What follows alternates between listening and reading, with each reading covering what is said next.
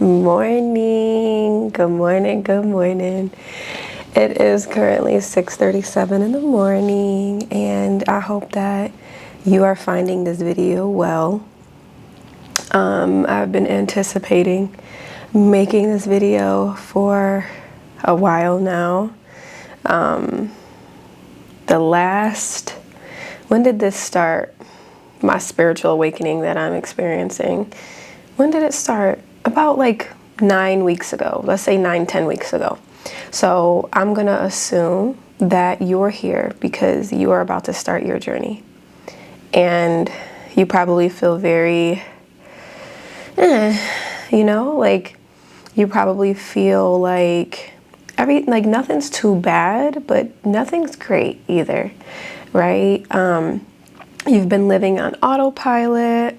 You try to do everything to bring yourself up or to move forward or, to grow, but something just doesn't feel right, right? And I believe that that's why you're here.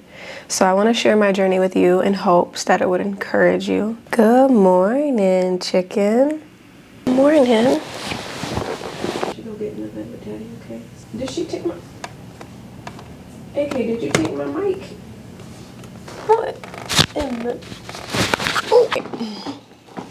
Okay, so Amara's little intermission. So yeah, you're here because you're ready for a new beginning and you have no clue where to start. And I want to help you. And by helping you, I want to share my own journey. And, so stick around. And it'll probably be long. I don't know. But if you're here for a reason. So my journey started 10 weeks ago, and I had just come from Becoming Her retreat.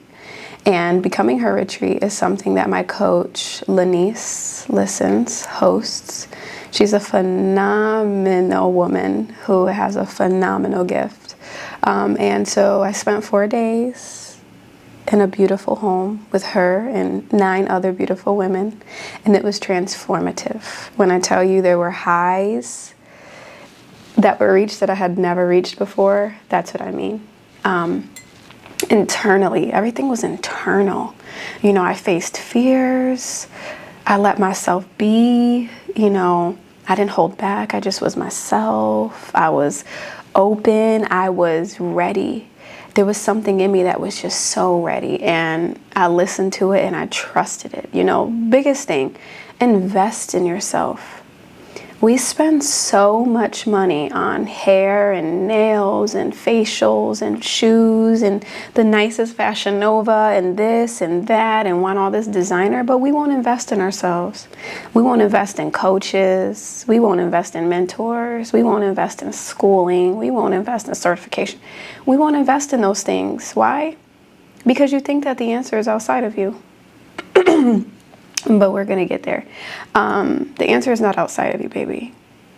And honestly, if my journey doesn't get explained in this video because Spirit wants me to say other things, I will get to it eventually. But the reason why you are so lost is because you're looking for all of the answers outside of you. You're thinking that that new job is going to make you happy. You're thinking that a new partner will make you happy. You're thinking that if you had different parents, you would be happier. You think that if cards were different for you, that you would be happier. No, my love. Everything that is happening in your life is for you. We all experience immense amounts of pain from loss, betrayal, all of the things. You are not by yourself. But I will say that there is nothing in your life that you can't overcome. Nothing. Something big in my energy is us not being able to move forward when we lose people we love. And I mean that by, end of life. And I know how tough it can be, obviously, to lose somebody that you love so deeply, because none of us really expect for us to go back to God, even though we know that that's the ultimate price we all have to pay. All of us one day will have to go back to God. And I feel like as a society, we're losing because when things happen that we know are going to happen, we let it take control of our entire lives. By no means am I saying, oh, well, you knew that that was going to happen, so you should. No, no, no, no, no, no. I'm saying, yes, it hurts so bad. Yes, it does. It hurts so bad. But you are allowing it to take your entire life from you. The version of you that existed when they were here with you, that version may be done. That version may be gone. But that doesn't mean that there isn't a new version of you that's waiting for you to just walk into her. You know that, right?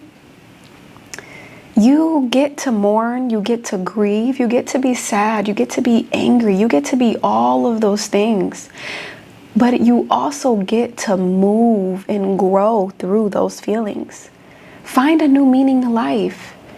Use that pain and that sadness to put a passion in you, to be better, to do better, to live more. Because when tragedy strikes like that, it usually is a wake-up call that you've been doing it wrong, because you realize we're here one day and we're gone the next. So stop looking outside of yourself for the answers. Get in tune with yourself. Feel your feelings. Stop trying to run away from the pain. You are prolonging the process, baby. Stop prolonging the pain. Go back to 10 years ago, 15 years ago, when you felt that first heartbreak and you never processed your feelings. So just imagine all the pain you're feeling now, all of the bottled up emotions, right? And now making you think you're depressed, now making you think that you're crazy and that you're suicidal and that you're losing it and you're gonna lose your mind and there's no more life, no more meaning to life. That is not true. It all is the way that you look at it. How do you feel? What do you want for your life? You need to ask questions that only are based off of you. You and you only. Not, oh, well, I got this job, so I got to do this. Or, oh, this person, my mom is this and my dad is this, so I can't do that and I can't do. What do you want? No limits. No limits. Who are you? What do you love? What do you believe in? What don't you believe in? Why do you believe in that? Why don't you believe in that? The questions that you should be asking yourself to get to know yourself more. If you don't get to know yourself, you will be going through life completely lost. You will be trying to make steps ahead and only be making steps backwards because you're looking externally. Go inside. Go into those dark places that's causing the pain and feel it. Don't do anything else besides feel it. Give yourself permission to feel the pain. And what I mean by that is, I am so hurt that this person left me. I'm so hurt. I'm so angry. I don't understand why. And that is like the biggest question that deters us from our future. Why? Or how? You understand that there are answers you may never know? And my question to you is, why do you need to know why? Is that going to change anything? Is it going to make you feel better? Is it going to make the pain go away? Is it going to justify what happened? Nothing can justify what happened. So you don't need to know why. Understand that it happened for you, baby. Feel those feelings, feel that pain, and watch how you become her. Watch. It's in the darkness where we find the light. You can find the light again, and you will. Just stop going about it the wrong way. When I was in my isolation for weeks and weeks and weeks, I got this book from Lanice while we were at the retreat. And I wrote down every single thing that came across my mind in that span of 10 weeks. And so in this moment, I feel called to just see where I go and what comes up. And I pray that you receive it, and that is for you. Wow. I'm not making this up. So November 4th, I wrote this. It says, We can't heal what we don't acknowledge. Spirit, okay. Okay. It's okay to acknowledge your pain. Okay. Y'all seen how I randomly selected this page, baby. This is for you. Okay, I got the chills.